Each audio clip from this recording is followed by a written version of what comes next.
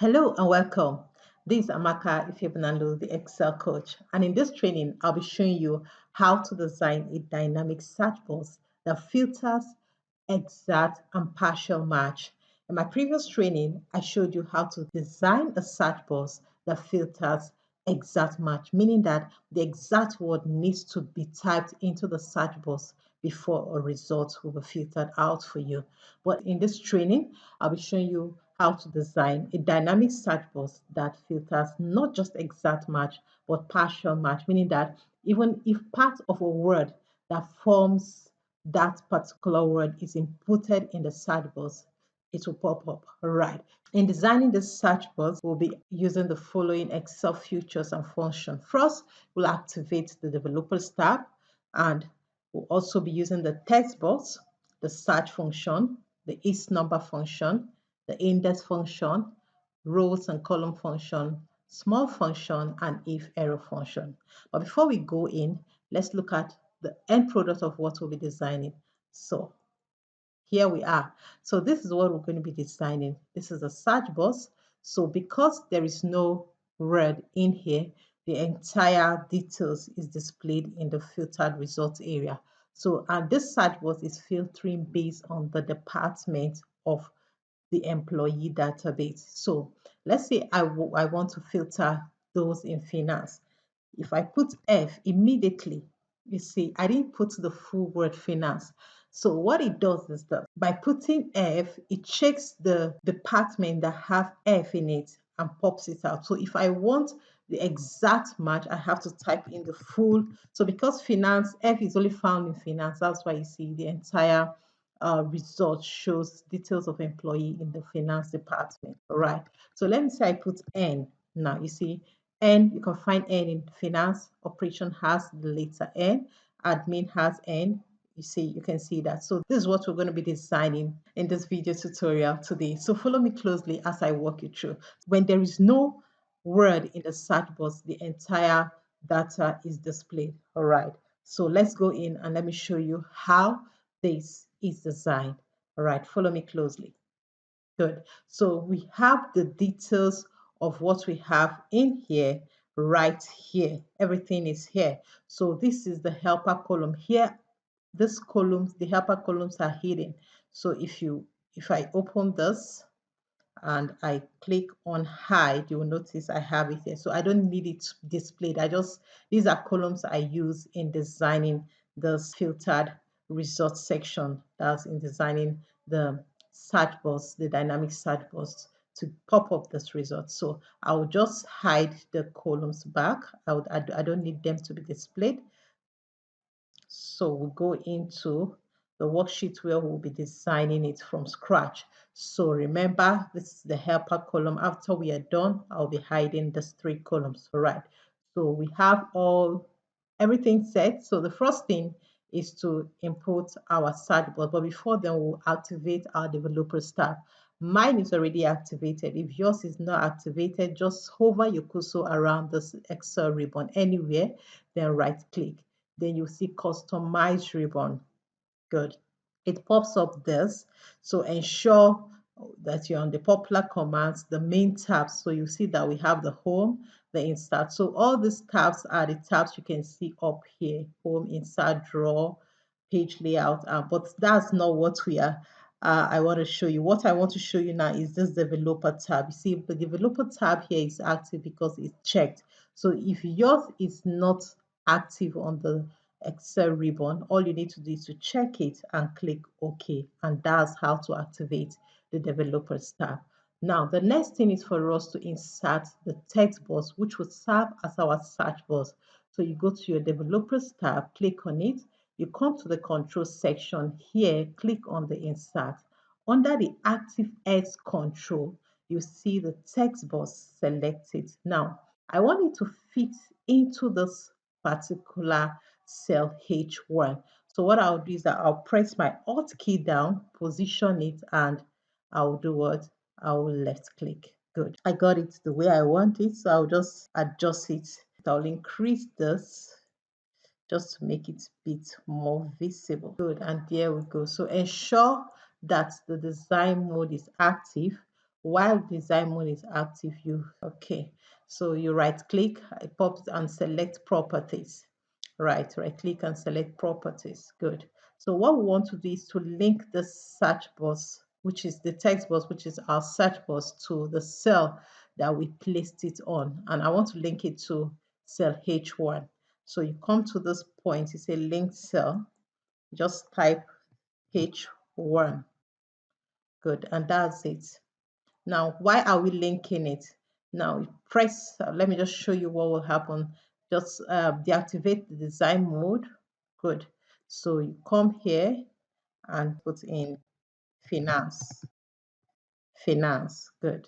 So select it again, activate the design mode. Let's move it so that you can see. So you see that this finance here is also appearing in H, cell H, right? Let me make it a center align. Good. So it's also appearing in H, meaning that whatever you type in this text, but because it's already linked to cell H1, it will appear in H. So let's take, for instance, I deactivate,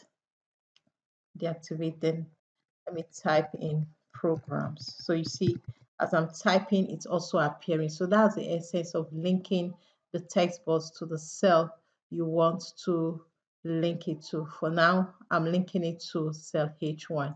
So to move it back to this position, activate your design mode, then drag it to this point. Good. So got it good. So just deactivate your design mode, and there you are. So we are done with inserting the search box. Now the next thing is to impute our formulas. So this helper column will help us to break our formulas into bits so that you can understand it better before imputing the formulas now. So we'll be using the helper column to impute the formulas for better understanding.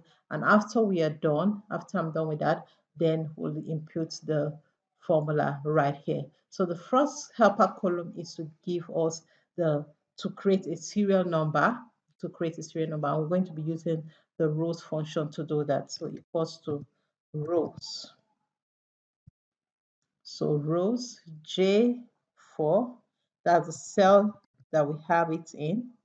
J4 to J4. So I'll make the first reference absolute by pressing F4 so that it will be increasing by 1. I want to create serial number. So that's the essence. So I'll make it will increase by 1 to the last row. So this is the serial number I need.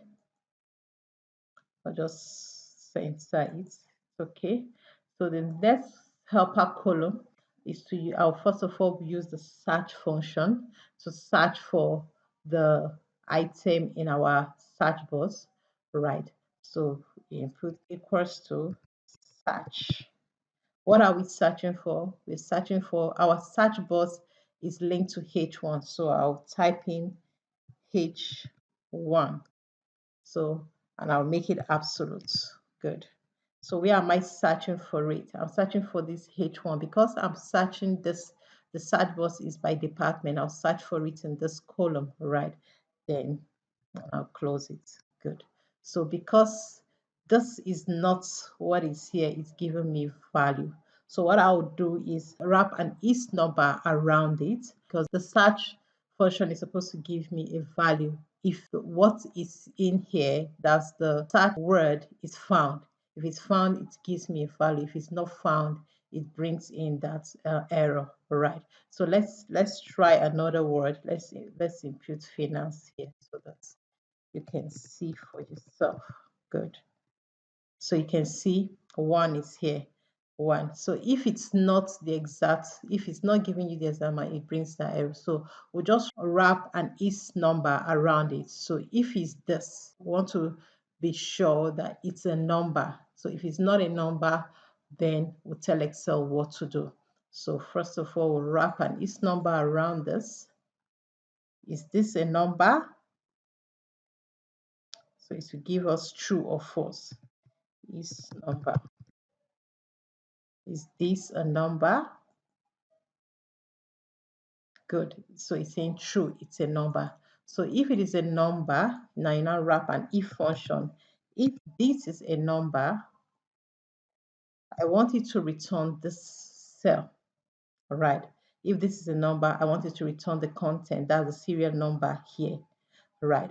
But if it is not a number, just give me an empty cell.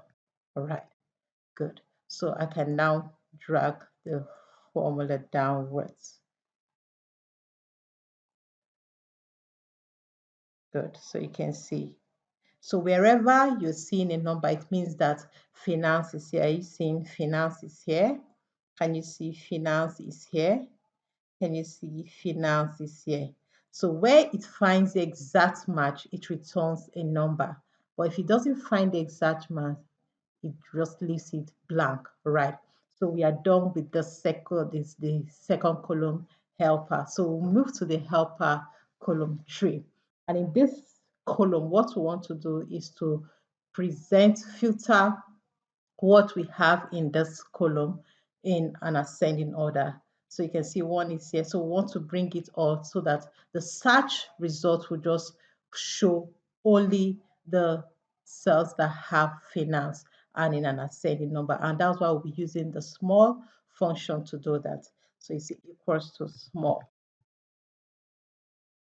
What's the array? I'm looking at this array. I'll make it absolute. And what do I want to, what's the criteria? So it should give me from the first smallest number, the second smallest, because the small function gives you the smallest number. Is it the first smallest number you want? So I want the first cell to have the first smallest number, the second cell to have the second smallest number continue. So I'll be using the row function for the k argument, the rows function. So I'm saying L4, the same cell we are in, L4 to L4, just serial number, L4 to L4 to give me, it will just give serial number. So if it's 1, it give me the first, first number. If it's 2, it gives me, so you just watch and see what will happen to see the results. Let me make the first cell should be absolute, then close it. I want to give it to me a sequence, then close this. Good. Then enter. Good. This is what we want. So fill it downwards. Good. Now to correct this error, to handle this error, what we'll do, because there are no, after this is the last, because we just have 1, 2, 3, 4, 5. So we have 1, 4, 11, 15, 17. So there is no other item that meets this criteria. So in order to handle this error, you just wrap an if error around it. If error, if error. So if this is an error, so we're going to wrap in an if error around it. So what we're saying that if this is an error, what should it return? Just return an empty cell. Just give me empty. That's it. So fill it downwards to this point. Good. And there we go. This is what we want. So it will display all the employees detail with finance as the first, right? So here we go. So we'll input our formula now. After we've done with the helpers column, we'll just input our formula. First, we'll be using the index function equals to index. So we want to look at this array. This is our array where we have our data, make it absolute. And what's my row column? This is it. I've already inputted this formula. This is the row column, and I'll make the column absolute. That's, sorry, I'll make it the column absolute. Then what's the column number? The column number, I'll be using the column function, columns function, and saying F4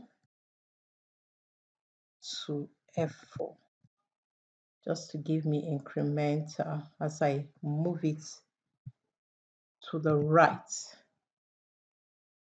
I need to make my formula dynamic because I'm just inputting it in one cell and I will drag it all across. So I'm putting it in one cell, to drag it all across. So this is it. So you can see the first person is who? Daniel. Wow. So if I drag this way, you see Daniel Bush. So if I now drag it downwards, watch and see what we have. Good. So you can see that we have all the employees that are in the finance department is displayed in a filtered result area. All right. So to handle this error, you just wrap this formula around an if error function. So if it's an error, just return blank. Good. So what I'll do, I'll just fill it all through and down. Good. And here we go, here we go, here we go. So having done with these columns, I will just hide them. I don't need them. Or let's just see how it behaves. So let's put in the admin. Can you see? So if I put in programs, can you see? So before even typing the entire so that's a partial and exact match. So if there is another department that has PRO at the beginning, it pops up.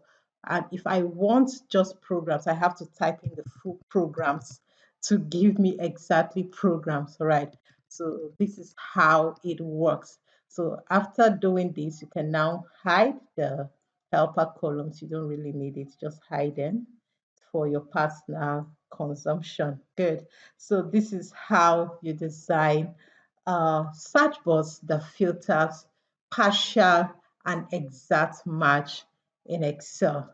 I believe you've gotten value from this. If you have, do well to give this video a thumbs up, like it, hit the subscribe button. Also hit the notification bell to get notified whenever I upload value tips to this channel. And don't forget to share this video with as many that you know that will benefit from this. I'll see you in my next lesson. Bye for now.